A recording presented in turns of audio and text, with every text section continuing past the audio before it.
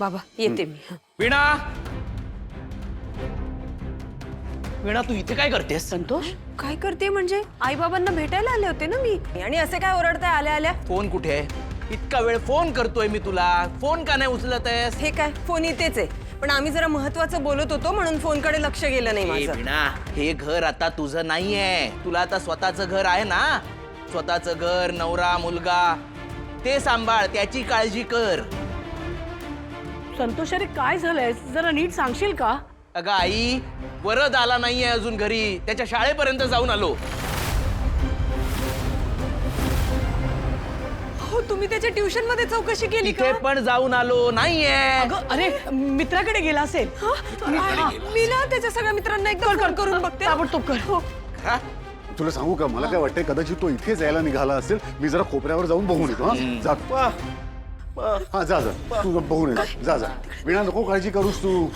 करा करा, सगळे प्रयत्न करा. सगळे प्रयत्न करून झालेत माझे, काही उपयोग नाहीये याचा. काय बोलतोय हा? कुठे गेला असेल? आई परत कुठल्याच मित्राकडे नाहीये हो. अगं नाहीये म्हणजे?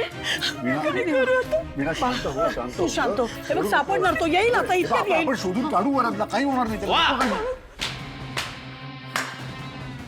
वा तीर्थरूप वा. आपण शोधूया.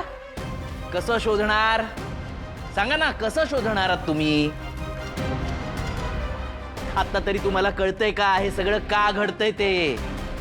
तो त्या जमिनीला कवटाळून बसलाय ना, त्या बिल्डरला ती जमीन विकत नाहीये ना, म्हणून घडतंय हे सगळं. बाबा, हे बिल्डर लोक ना साधे सरळ नसतात. त्यांना जे करायचं ना ते करतातच.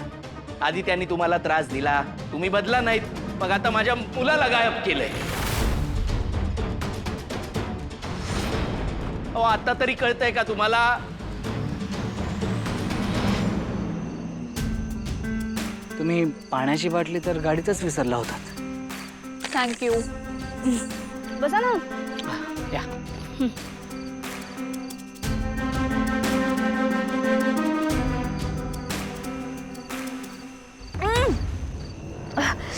हे पाणी काहीतरी विचित्र लागतंय. हो, ते ॲक्च्युली ती बॉटल बरेच दिवस माझ्या गाडीत अशीच राहिली होती, त्यामुळे ते तसं लागत असेल. But don't worry, you can have it.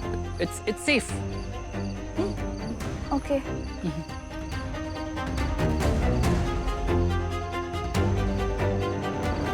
जानू, आता आपल्यात कसलंही डिस्टन्स नसेल. आता तुझ्या मनात जे काही असेल ते सगळं बोल. मला ऐकायचंय. पाण्याची टेस्ट जरा ऑड आहे, पण छान वाटतंय.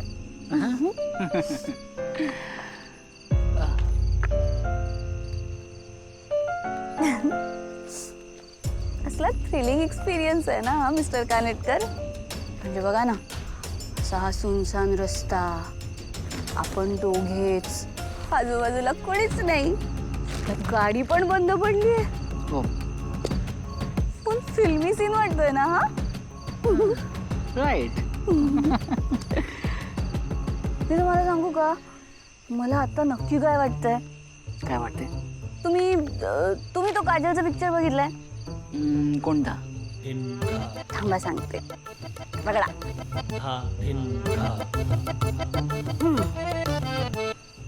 मैं चली बनके हवा. हो, मिस जानवी, कुठे चाललायत?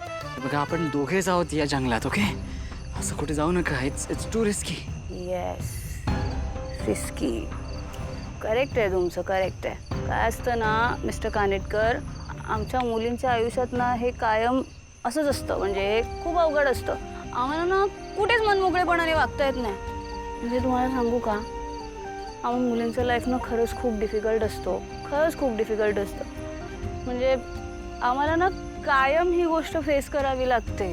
आता बघा, जर का तुम्ही इथे एकटे असतात तर तुम्हाला हे सगळं एवढं रिस्की वाटलं नसतं. पण आता मी तुमच्यासोबत आहे ना, म्हणून तुम्हाला टेन्शन येते. हे असंच होतं मुलींच्या आयुष्यात. म्हणून ना एका पॉइंट नंतर मुलींचे आई वडील काय करतात? काय करता? त्यांचं लग्न लावून देतात. अहो वेळीच जर का ती जमीन विकली असतीत ना त्या बिल्डरला तर आजचा हा दिवस बघावा लागला नसता. अहो गप्प बसा जरा. अहो कसं बोलताय आई बाबांशी?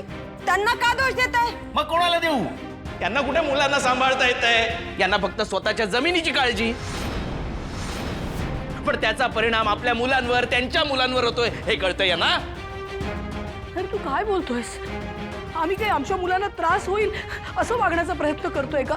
हे सगळं काही मुद्दाम घडवून आणलंय आम्ही. ए आई, तुम्ही हे मुद्दामून करताय का चुकून झालंय याच्याशी मला काही घेणं देणं नाहीये, कळलं ना? मुलांना वाढवायचं ना म्हणजे त्यांचा सर्वांगीण विचार करावा लागतो, जो तुम्ही कधीच केला नाहीत. आम्ही काय हो, आम्ही आमचे वाढलो, पण मी माझ्या वरदच्या बाबतीत ही चूक घडू देणार नाही. आई बाबा, मुलांना वाढवायचं ना म्हणजे त्यांना पुढे जाऊन आयुष्यात समाजात सक्षम करायचं असतं, येणाऱ्या चॅलेंजेससाठी तयार करायचं असतं, त्यासाठी शिक्षण लागतं, ते द्यायचं असतं. अहो माझ्याकडे बघा, मी माझ्या मुलासाठी काय काय करतो. हा, त्याला चांगलं शिक्षण देतोय, चांगल्या हॉबी क्लासेस मध्ये घातलंय, त्याच्या पुढच्या करिअरसाठी पैसा होतोय. या सगळ्यासाठी किती खर्च येतो, किती पैसा लागतो याची कल्पना तरी आहे का तुम्हाला? आहे का?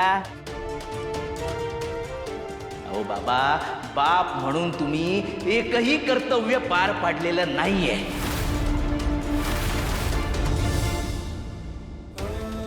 अहो या पृथ्वी तलावर जर का आई वडील निवडण्याची मुभा असती ना तर मी तुमची निवड कधी केली नसती.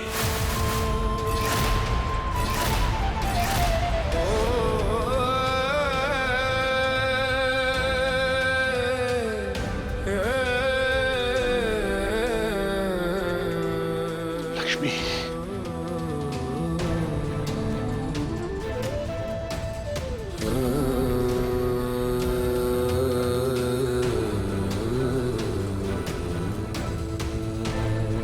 अरे संतोष, इथे आपला वरद हरवलाय, तो मिळत नाहीये. त्याची काळजी करायची सोडून मी बाप म्हणून कसा नालायक ठरलो हे ऐकवतोयस तुम्हाला? तू कशाला काही बोलतोयस मला? मी सांगतो ना तुला. हो आहे, मला मान्य, मी बाप म्हणून नालायक आहे.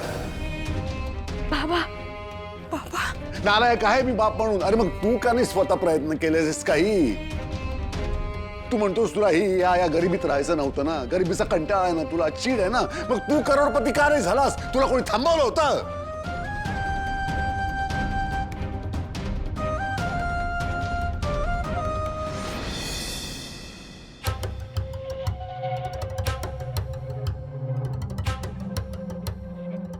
वा, छान मस्तपैकी झोपा काढते ही बया आणि मी इथे राबते. आजींनी मला हिच्या पायाला तेल लावण्यासाठी पाठवलं, म्हणून आता मला हिचा चेहरा बघावा लागणार. आता तू बघच भावना, आज तुला असं तेल लावून देते, आयुष्यभर तुझ्या लक्षात राहील.